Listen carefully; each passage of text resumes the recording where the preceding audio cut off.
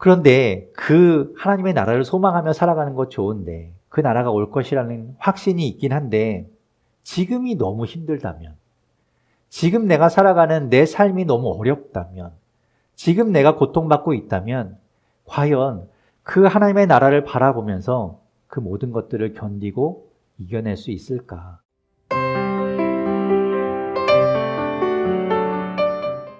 지금은 겨울이잖아요. 근데 저만 그런지 모르겠지만 요즘은 이렇게 밥을 먹으면 왜 이렇게 졸린지 모르겠어요.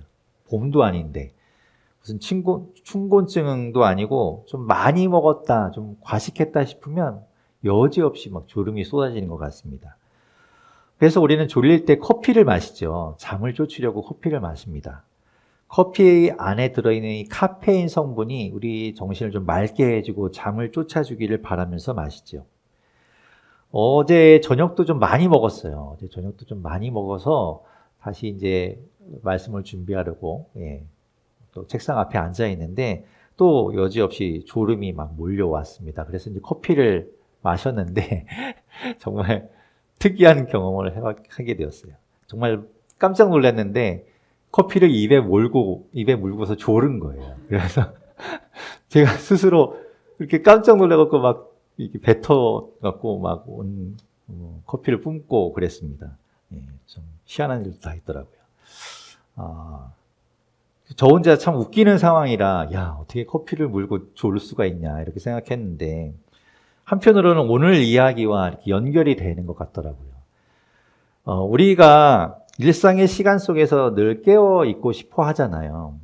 제가 예전에 청년부를 담당할 때는 청년들 이야기 들어보면 직장 다니는 청년들은 커피를 뭐 그냥 일반 커피가 아니라 거기에 샷을 막 4개, 5개씩 넣어서 막 마시더라고요. 그러니까 그 정도로 쓰게 해서 먹어야 잠을 겨우 쫓을 수 있고 일을 할 수 있다고 이야기합니다. 그러니까 뭐 우리는 일상이 깨어있는 시간에 좀 정신이 맑아서 일도 해야 되고 공부도 해야 되고 뭐 운전도 해야 되고 하니까 잠을 쫓으려고 하잖아요. 커피도 마시고 껌도 씹고 뭐 사탕도 먹고 하면서 어떻게든 잠을 쫓고 정신이 맑은 상태에서 우리에게 주어진 일들을 하려고 합니다. 분명히 효과는 있죠. 그런 거 하면 정신이 맑아지는 것 같습니다. 그런 순간이 오지요. 그런데 그 순간이 먹는다고 바로 오지 않고 좀 시간이 필요해요. 그러니까 잠이 깨기까지는, 정신이 맑아지기까지는 시간이 필요한데 그 동안에는 여전히 졸리다는 겁니다. 운전할 때도 그렇더라고요. 잠이 막 쏟아지는데 졸리는데 운전을 멈추고 쉬면 되는데 그게 안 되고 조금 있으면 깨겠지 하면서 이제 그대로 운전대를 잡고 가는 거죠. 그러다 사고 나잖아요. 커피를 마시고 껌을 씹고 좀 잠이 좀 없어지기를 바라지만 그때까지 참 우리는 잠과의 싸움을 계속 싸우게 되는 겁니다. 우리는 지금 대림절을 보내면서 예수 그리스도의 다시 오심을 생각하고 있어요. 주님께서 다시 오시기를 바라고 주님께서 다시 오시면 이 땅 가운데 어떤 일들이 일어날까? 그 하나님의 나라, 그 완성된 완전한 하나님의 나라를 꿈꾸며 우리는 예배하고 있습니다. 우리가 계속해서 그 이야기를 하는 그것이 우리의 소망이 되기 때문에 그래요. 이 땅을 살아가는 것이 결코 행복하고 또 좋은 일만 있는 것이 아니라 때로는 힘들기도 하고 아프기도 하고 슬픈 일도 있고 그런 여러 가지 일들이 있기 때문에 그 일들 가운데 우리는 완전한 하나님의 나라를 바라보면서 그것을 소망을 갖고 살아가는 거죠. 다음 주에도 그런 이야기 할 거예요. 다음 주에도 하나님의 나라 이야기 할 거고 계속해서 저는 하나님의 나라를 여러분에게 이야기할 겁니다. 여러분이 그 하나님의 나라를 꿈꾸라고 그 하나님의 나라를 품고 살아가라고 계속해서 이야기할 거예요. 제가 먼저 하나님의 나라를 보고 와서 제가 보니까 하나님의 나라가 이렇더라라고 이야기해 주면 좋겠는데 저도 하나님의 나라를 본 적이 없어요. 성경을 통해서 그 하나님의 나라를 우리 같이 발견하는 것이고 그 나라를 꿈꿔보는 거죠. 저와 여러분이 별반 다르지 않아요. 하나님의 나라, 성경에서 이야기하는 우리에게 약속으로 주신 그 하나님의 나라를 우리가 바라보면서 그것을 우리가 소망으로 품고 살아가자 이런 거죠. 오늘 본문에서도 그래서 하나님 나라를 우리에게 또 들려주고 있어요. 어떤 하나님의 나라를 우리에게 이야기하고 있는가? 오늘 본문 1절과 2절에 이렇게 이야기합니다. 다시 한번 우리 1절, 2절 같이 읽어볼게요. 함께 읽겠습니다. 시작. 광야와 메마른 땅이 기뻐하며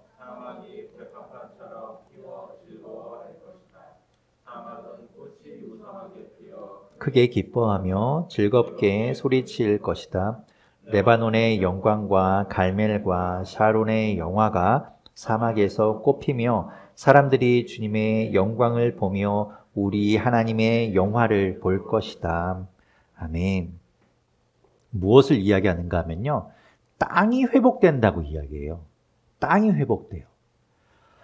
그것은 단순히 이 우리가 밟고 있는 흙이 회복되는 게 아닙니다. 그러니까 농사를 짓는 분들이 이야기하잖아요. 농사를 지으면 그 땅에서 영양분이 이렇게 다 빠져나가기 때문에 땅을 쉬게 해야 땅이 회복된다고 이야기하죠. 그런 땅이 회복되는 그런 이야기가 아닙니다. 여기서 땅이 회복된다는 이야기는 우리를 둘러싼 모든 자연이 회복된다는 이야기예요. 땅으로 대표되는 자연을 이야기하는 겁니다. 인간의 잘못 때문에 땅이, 이 자연이 함께 벌을 받고 있다는 말이에요. 하나님이 처음 세상을 만드셨을 때 그때 인간은 정말 참된 행복을 누리며 살았습니다. 그렇죠? 그 땅에서는, 그곳에서는 걱정도 없었고 또 아무런 두려움과 아픔과 슬픔이 없이 살았어요. 그러다가 선악을 알게 하는 나무의 열매를 먹으면서 인간은 하나님의 약속, 하나님의 말씀을 어겼습니다. 그것이 깨어지게 되었죠. 죄를 지었기 때문에 하나님을 피해서 숨게 됩니다. 하지만 하나님을 그 숨은 인간들을 찾게 되지요. 그래서 하나님께서 왜 그랬는지를 물으실 때 서로 핑계 대잖아요. 저 사람 때문에 그랬어요. 저 여자가 나를 꼬셨어요. 뭐 이렇게 서로 막 핑계 대죠. 그때 그렇게 남 탓을 하고 있을 때 하나님은 형벌을 내리십니다. 형벌을 내릴 때 그 이야기 중에 창세기 3장 17절에서 19절에는 남자에게, 그 중에서도 남자인 아담에게 하나님께서 내리시는 형벌이 나오는데요. 제가 읽어볼게요. 남자에게는 이렇게 말씀하셨다. 네가 아내의 말을 듣고서 내가 너에게 먹지 말라고 한 그 나무의 열매를 먹었으니 이제 땅이 너 때문에 저주를 받을 것이다. 너는 죽는 날까지 수고를 하여야만 땅에서 나는 것을 먹을 수 있을 것이다. 땅은 너에게 가시덤불과 엉겅퀴를 낼 것이다. 너는 들에서 자라는 푸성귀를 먹을 것이다. 네, 거기까지만 제가 읽을게요. 뭐라고 하나님 말씀하셨어요? 땅이 너 때문에 저주를 받을 것이다. 이렇게 말씀하시죠. 인간이 그 선악을 알게 하는 나무의 열매를 먹을 때 땅이 도대체 뭘 잘못했나요? 땅이 인간을 꼬셨나요? 땅은 잘못한 게 없어요. 그런데 땅이 저주를 받고 벌을 받습니다. 왜 그런가 하면 인간이 하나님이 창조하신 그 만물을 관리하도록 그런 사명을 받았잖아요. 잘 관리하고 돌보라고 하나님 말씀하셨죠. 창세기 1장 28절에서 하나님 이렇게 말씀하셨어요. 하나님이 그들에게 복을 베푸셨다. 하나님이 그들에게 말씀하시기를 생육하고 번성하여 땅에 충만하여라. 땅을 정복하여라. 이렇게 말씀하셨어요. 땅을 정복한다는 이야기는 우리가 정복이라는 말 때문에 그것을 힘으로 억압하고 누르는 것처럼 생각하지만 정복한다는 의미는 예전의 정복은 그 땅을 관리해 준다는 그런 의미를 가지고 있어요. 왕이 한 나라를 정복한다는 이야기는 그 왕이 그 나라를 이제 다스리고 보살펴 준다는 뜻이기도 합니다. 인간이 땅을 정복한다는 것, 그래서 인간이 그 땅을 다스린다는 것, 그것이 하나님이 우리에게 주신 사명이고 그 일을 하도록 우리에게 맡겨주셨어요. 그런데 인간이 관리를 잘 못해서, 인간이 죄를 지어서 관리하지 못하고 돌보지 않아서 그 영향이 온전히 땅에게 흘러가게 된 거죠. 말씀드렸듯이 땅만이 아니라 모든 자연물, 만물에게 그 영향이 미치게 된 겁니다. 남유다가 하나님 앞에서 범죄했어요. 하나님을 멀리하고 하나님으로부터 돌아서서 하나님 말씀을 듣지 않고 우상을 섬겼습니다. 그래서 하나님의 심판을 받게 돼요. 하나님께서는 아수르라는 나라를 통해서 이 남유다를 심판하시고 때리시게 되는데 아수르의 공격을 받으면 사람만 피해를 당하는 것이 아니죠. 사람만 죽어나가는 것이 아니라 땅이 공격을 받습니다. 그래서 땅이 피폐해지고 황폐해져요. 이사야 33장 9절에서는 이렇게 말씀하고 있어요. 땅이 통곡하고 고달파하며 레바논이 부끄러워하며 메마르며 샤론은 아라바 사막과 같으며 바산과 갈멜은 나뭇잎이 모조리 떨어진다. 오늘 우리가 1, 2절에 읽은 그 땅들, 다시 회복되는 그곳이 하나님이 심판하실 때 인간의 잘못으로 인해서 황폐해지고 버려지게 될 것을 말씀하셨죠. 그 땅이 회복될 것이라고 오늘 하나님 말씀하고 있어요. 훌륭한 목재로 사용되는 백향목이라는 나무가 있습니다. 그 나무는 정말 곧고 크게 자라기 때문에 훌륭한 목재로 쓰여요. 그 목재가 자라는 곳이 레바논이라는 곳입니다. 그리고 열매가 탐스럽게 맺혀서 과수원이 많은 곳이 갈멜이에요. 그리고 꽃이 피고 그리고 그곳에 평야가 이루어진 곳이 샤론입니다. 그 땅이 전쟁으로 인해서 인간의 죄악으로 인해서 짓밟히고 황폐해졌다가 하나님께서 그것을 다시 회복하겠다고 말씀하고 있습니다. 땅이 회복하고 자연이 살아나야 그 안에서 인간이 살아가게 됩니다. 이곳을 포기하고 이 땅을 버려두고 하나님 다른 곳에 새로운 하나님의 나라를 완성하는 것이 아니라 이 땅, 우리가 디디고 있는 이 땅, 이 자연이 다시 회복되게 될 것이에요. 그것이 바로 완전한 하나님의 나라에서 이루어지는 일이 될 것입니다. 그리고 그 땅 위에서 살아갈 우리가 또한 완전하게 회복될 것을 오늘 본문은 이야기하고 있습니다. 오늘 본문 5절에서부터 7절까지 말씀인데 우리 5절부터 7절까지 말씀을 같이 읽어보겠습니다. 함께 읽겠습니다. 시작. 그때에 눈먼 사람의 눈이 밝아지고 사람이 사슴처럼 뛰고 말을 못하던 혀가 노래를 부를 것이다. 광야에서 물이 솟겠고 사막에 시냇물이 흐를 것이다. 뜨겁게 타오르던 땅은 연못이 되고 메마른 땅은 물이 쏟아져 나오는 샘이 될 것이다. 승냥이 떼가 뒹굴며 살던 곳에는 풀 대신 갈대와 왕골이 날 것이다. 아멘. 그때가 되면요. 그 완전한 하나님의 나라가 되면 우리 또한 완전해지고 온전해질 것이라고 하나님 말씀하고 있어요. 저는 분명하게 확신합니다. 이것은 영적인 이야기만 하는 것이 아니에요. 우리의 영이 회복되고 우리의 영이 완전해지는 것, 그것만을 이야기하는 것이 아니라 우리의 육체, 우리의 육신 또한 완전해질 것입니다. 왜 그런가 하면 하나님께서 우리의 육체도 소생케 하실 것이기 때문에 그래요. 이 땅에 예수님께서 사역하실 때 영적인 것만 중요하고 영이 살아나는 것, 영이 회복되는 것에만 예수님의 사역에 초점이 맞춰졌다면 아픈 사람들 고쳐주시지 않았을 거예요. 그게 중요한 것 아니니까 네가 구원받고 네 영이 살아나는 것이 더 중요하니까 아파도 그거 그렇게 신경 쓰지 마라고 이야기했겠죠. 하지만 예수님 아픈 사람들 다 고쳐주셨어요. 다 회복시켜 주셨어요. 왜 그렇습니까? 육체가 중요하기 때문에 그래요.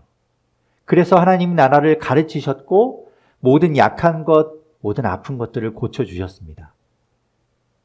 하나님의 나라, 이 땅에 이루어질 그 완전한 하나님의 나라에서도 저는 동일하다고 확신합니다. 하나님께서 우리의 모든 약한 것들, 아픈 것들 다 고쳐주실 거예요. 그렇게 우리는 살아가게 될 겁니다. 그렇다고 해서 잘생겨진다는 이야기 아니에요. 없던 쌍꺼풀이 생기고 코가 막 오똑해지고 이렇게 된다는 것이 아니라 우리가 주님께서 하나님께서 만드신 우리의 몸, 그 가운데 우리가 상실했고 그리고 우리가 그 기능을 잃어버렸던 것들이 회복될 것이라고 이야기하는 거죠. 하나님은 우리를 다르게 만드셨어요. 다른 것들이 똑같아진다는 이야기가 아닙니다. 일부러 하나님은 다 한 사람 한 사람 다른 모양으로 다르게 만드셨던 그 목적이 있거든요. 그래서 그 목적대로 우리가 다시 온전하게 회복될 겁니다. 그리고 앞에서 읽었던 창세기 1장 28절 말씀처럼 우리가 다시 한번 만물 가운데, 자연 가운데 함께 어울려서 돌보고 함께 누리며 살아가게 될 거예요. 그때 우리는 영원하고 완전한 그 하나님의 나라에서 영원토록 그 모든 기쁨과 즐거움들을 누리며 살아가게 될 겁니다. 오늘 본문 10절이 그것을 이야기하고 있죠. 오늘 본문 10절 말씀 같이 읽어보겠습니다. 함께 읽겠습니다. 시작. 주님께 속량받은 사람들이 예루살렘으로 돌아올 것이다. 그들이 기뻐 노래하며 시온에 이를 것이다. 기쁨이 그들에게 영원히 머물고 즐거움과 기쁨이 넘칠 것이니 슬픔과 탄식이 사라질 것이다. 아멘. 슬픔과 탄식이 없는 나라. 더는 아프지도 않고 더는 슬퍼할 일도 없는 나라. 영원한 기쁨과 즐거움이 넘치는 나라. 우리가 꿈꾸던 진정한 행복, 그것이 있는 나라. 우리는 모두 함께 그곳에 있게 될 겁니다. 그 하나님의 나라에서 우리가 함께 기뻐하며 누리며 살아가게 될 거예요. 그러니 여러분, 그 날을 소망하며 살아가십시오. 그 나라를 꿈꾸며 살아가십시오. 그 나라를 품고 살아갈 수 있기를 바랍니다. 그런데 이런 이야기를 이제 하려고 준비하고 있었는데 질문이 하나 생기는 거예요. 그런데 그 하나님의 나라를 소망하며 살아가는 것 좋은데, 그 나라가 올 것이라는 확신이 있긴 한데, 지금이 너무 힘들다면, 지금 내가 살아가는 내 삶이 너무 어렵다면, 지금 내가 고통받고 있다면, 과연 그 하나님의 나라를 바라보면서 그 모든 것들을 견디고 이겨낼 수 있을까? 나 지금 힘든데 하나님의 나라의 소망이 힘이 될 수 있을까? 그것이 질문이 되었어요. 왜냐하면 그 날이 너무 멀기 때문에 그렇죠. 언제 올지 알 수 없기 때문에 그래요. 그런데 그 날만을 바라보면서 지금의 힘듦을 과연 우리가 견뎌나갈 수 있을까? 그런 것들이 궁금해졌습니다. 과연 그렇다고 말할 수 있을까? 자신 있게 이야기할 수 있을까? 그런 것을 고민하게 되었어요. 커피를 마시면 잠이 달아나죠. 잠이 깨게 될 거예요. 우리 안에 들어온 그 카페인이 우리 몸 구석구석 퍼지면서 우리가 정신이 맑아지고 다시 또 깨어나게 될 겁니다. 그래서 마시지요. 하지만 마시자마자 깨는 것이 아니라 시간이 필요해요. 그 동안에는 잠이 우리를 너무 붙들고 있어요. 그래서 저처럼 커피를 입에 물고도 졸 일이 생기잖아요. 잠이 더 크니까. 제가 이 본문을 가지고 목사님들끼리 막 본문을 이야기하고 그 본문에 대해서 서로 이야기하는 그런 시간이 있는데, 그 모임에 가지고 나가서 이 본문을 이야기했어요. 그리고 이 질문을 똑같이 했습니다. 과연 하나님 나라의 소망이 지금 힘든 사람들에게 힘이 될 수 있을까? 그분들이 그 소망을 가지고 이겨낼 수 있을까? 그런 것들에 대해서 함께 나누었어요. 그 모임의 멘토 목사님이신 소망교회를 담임하셨던 김지철 목사님이 계신데, 그 목사님이 이런저런 이야기를 해주셨는데 그 중에서 두 가지가 저는 너무 은혜가 되었어요. 그래서 그 이야기를 나눠야 되겠다, 그 이야기를 전해드려야 되겠다 생각되어서 막 입이 근질근질했습니다. 첫 번째는 이런 거예요. 오늘 5절과 6절에 말씀하는 것처럼 그때를 향해서 우리가 가는 것이 아니라는 거죠. 그때는 너무나 멀리 있어서 아직 올 기미가 보이지 않아서 언제 올지 몰라서 우리가 멀리 있는 것 같지만, 그 날은 지금도 우리를 향해서 오고 있다는 거예요. 오늘 본문 3절과 4절을 같이 한번 읽어볼게요. 3절, 4절 같이 읽어보겠습니다. 함께 읽을게요. 시작. 너희는 맥 풀린 손이 힘을 쓰게 하여라. 떨리는 무릎을 굳세게 하여라. 두려워하는 사람을 격려하여라. 굳세어라. 두려워하지 말아라. 너희의 하나님께서 복수하러 오신다. 하나님께서 보복하러 오신다. 너희를 구원하여 주신다 하고 말하여라. 아멘. 하나님이 우리에게 오신대요. 하나님이 우리에게 오신다고 이야기합니다. 예수 그리스도께서 다시 오실 거를 이야기하고 있죠. 우리가 힘들고 우리가 어렵고 우리가 아파하고 슬퍼하는 것 하나님 알고 계세요. 그래서 우리를 구해 주려고 우리 대신 갚아주려고 하나님께서 우리를 향해서 오고 계시다는 거예요. 우리가 이를 악물고 아픔을 참으면서 그때가 언제일지 모르는데 그때가 오기만을 기다리고 그냥 참고만 있는 게 아니라 하나님이 우리가 아파하는 것을 이미 아시고 우리를 구하기 위해서 지금 달려오고 계시다는 거예요. 완전히 다른 이야기인 거죠. 저는 이게 은혜가 되더라고요. 여러분, 제가 작년에 이게 급성 심근경색이 와서 그 병원 복도에 이렇게 앉아서 막 숨이 안 쉬어지는 숨을 이렇게 몰아쉬면서 가슴을 움켜잡고 있을 때 누군가 나를 발견하고 병원에 데려다 주기를 기다리면서 있는 것하고 119에 전화를 해서 와달라고 도움을 요청하고 그 119 응급대가 오기만을 기다리는 것하고는 완전히 다른 이야기인 거죠. 제가 그걸 경험했잖아요. 그래서 이 말씀을 생각하는데 너무 은혜가 되는 거예요. 우리가 고통스럽고 우리가 이 땅을 살아가는 것이 힘들지만 그날이 언젠가는 올 거야 라고 생각하면서 우리가 참고 견디는 것하고 하나님이 우리를 구하기 위해서 지금 오고 계시다는 것하고는 완전히 다른 이야기입니다. 하나님이 우리를 구하기 위해서 오고 계십니다. 여러분, 그 은혜의 주님을 기다릴 수 있기를 바랍니다. 두 번째는 지금 여기는 괴롭기만 한 곳이 아니라는 거예요. 예수 그리스도께서 다시 오셔서 이루실 그 완전한 하나님의 나라를 우리는 기대하고 있지만 그 나라에만 기쁨이 있는 것이고 거기에만 하나님 나라가 아니라 지금 우리가 살아가고 있는 이 땅도 지금 여기도 역시 하나님의 나라라는 것을 여러분 잊으면 안 됩니다. 오늘 본문 8절과 9절을 같이 읽어볼게요. 8절, 9절 같이 읽겠습니다. 시작. 거기에는 큰 길이 생길 것이니 그것을 거룩한 길이라고 부를 것이다. 그 길은 오직 그리로 다닐 수 있는 사람들의 것이다. 악한 사람은 그 길로 다닐 수 없고 어리석은 사람은 그 길에서 서성거리지도 못할 것이다. 거기에는 사자가 없고 사나운 짐승도 그리로 지나다니지 않을 것이다. 그 길에는 그런 짐승들은 없을 것이다. 오직 구원받은 사람만이 그 길을 따라 고향으로 갈 것이다. 아멘. 우리는 지금 그 거룩한 길, 주님께서 만드신 그 길 위에 있다는 거예요. 물론 아프기도 하죠. 물론 슬프기도 하죠. 고통도 있죠. 실패도 있죠. 하지만 그 길은 하나님이 우리를 위해서 마련하신 길이라는 겁니다. 하나님이 그 길을 지켜주시고 함께하고 계시다는 거죠.